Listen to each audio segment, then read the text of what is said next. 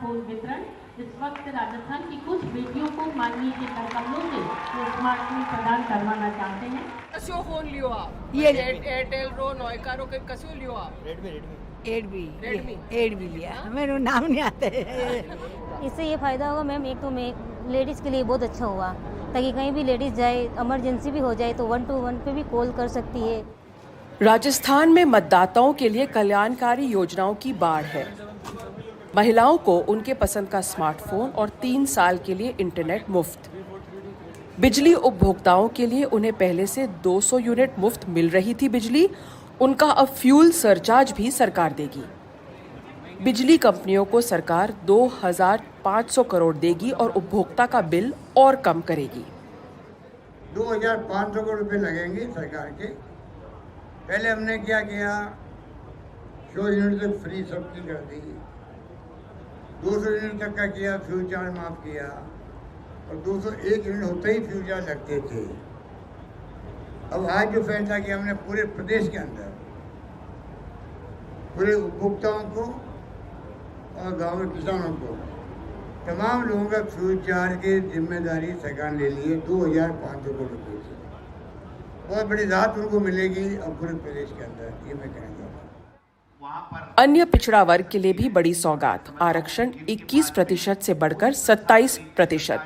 अन्य पिछड़ा वर्ग जिसमें जाट और गुर्जर आते हैं, राजस्थान में करीब 50% हिस्सा है जनसंख्या का और राजनीतिक रूप से प्रबल जाति हैं ओबीसी वर्ग में।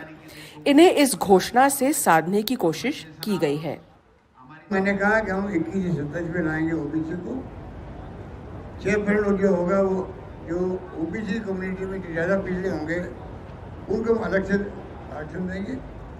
SC/ST का भी 2% एक्स्ट्रा हो गई आबादी उनकी, SC/ST की भी अभी 6 से 12 किया था, अभी लगभग 14% हो गई उनकी। 8 से 16 किया था, लगभग 18% के आसपास हो गई है। तो मैं देख पा रहा हूँ उनको मैं कैसे आगे बढ़ा सकता हूँ। इस प्रकार से EWS है। राजस्थान में फिलहाल 64% आरक्षण है, 10% आर्थिक रूप से पिछड़ा वर्ग को दिया गया है और मोस्ट बैकवर्ड क्लासेस को 5%। अगर ओबीसी कोटा को बढ़ाते हैं और 6% मूल ओबीसी के लिए रखते हैं तो राजस्थान में आरक्षण 70% से ऊपर जाएगा।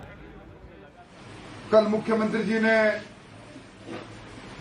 आदिवासी दिवस पर ओबीसी के आरक्षण को 21% से बढ़ाकर 27% और मूल ओबीसी के लिए अलग से 6% आरक्षण की बात कही। हम सब जानते हैं आरक्षण देने का प्रावधान हमारे संविधान के अंदर विभिन्न अनुच्छेदों में है और उसके बाद बिना आयोग की सिफारिश के, बिना क्वांटिफाइबल डेटा और अध्ययन के सिर्फ मुख्यमंत्री जी ने घोषणा करके और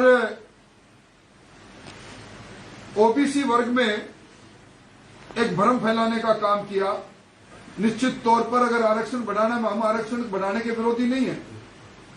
केंद्र सरकार ने पहले ही 27% कर रखा है ओबीसी का आरक्षण बढ़ाए, पर बिना वैधानिकता को पूरा किए हुए आरक्षण किस प्रकार बढ़ा सकते हैं, X परसेंट ये है।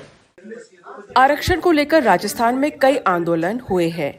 सबसे हिंसक आंदोलन रहा गुर्जर आरक्षण आंदोलन, जहां लंबी कानूनी लड़ाई के बाद उन्हें MBC या अति पिछड़ा वर्ग में अलग आरक्षण मिला और कानूनी विशेषज्ञ मानते हैं इसे लागू करना गहलोत सरकार के लिए इतना आसान नहीं होगा। The announcement of Rajasthan government on a political platform. Rajasthan सरकार ने एक राजनीतिक मंच से ऐलान किया है कि ओबीसी आरक्षण को 27% किया जाएगा। ये कानूनी रूप से गलत है। आरक्षण कोई मुफ्त में देने वाली चीज नहीं है, ये सिर्फ एक प्रक्रिया के रूप में ही बढ़ाया जा सकता है। सरकार की ये घोषणा बिल्कुल गलत है।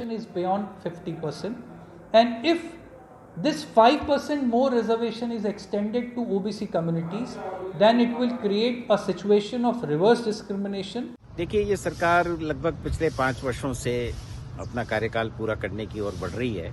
इस स्टेज के ऊपर ऐसी घोषणा किए जाने से पहले जो विधिक आवश्यकताएं हैं वो बड़ी इम्पोर्टेंट थी।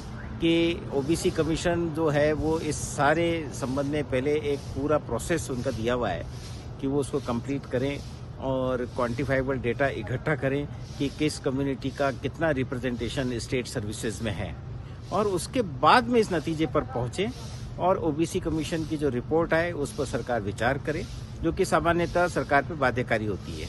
ऐसा प्रतीत होता है कि इस केस में ये पूरा प्रोसेस ही बाईपास कर दिया गया है।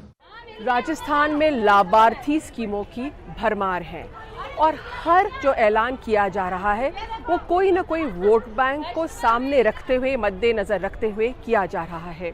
अगर अन्य पिछड़ा वर्ग का कोटा बढ़ाने की बात है तो ओबीसी वर्ग को साधने की कोशिश है, जो राजस्थान में आज भी 50% आबादी से ज़्यादा हिस्सा है। दूसरी ओर महिला वोटर, जिस पर ज़्यादा लोगों ने ध्यान नहीं दिया है, स्मार्टफोन के जरिए अशोक गहलोत इस अहम वोट बैंक को भी साधने की कोशिश कर रहे हैं।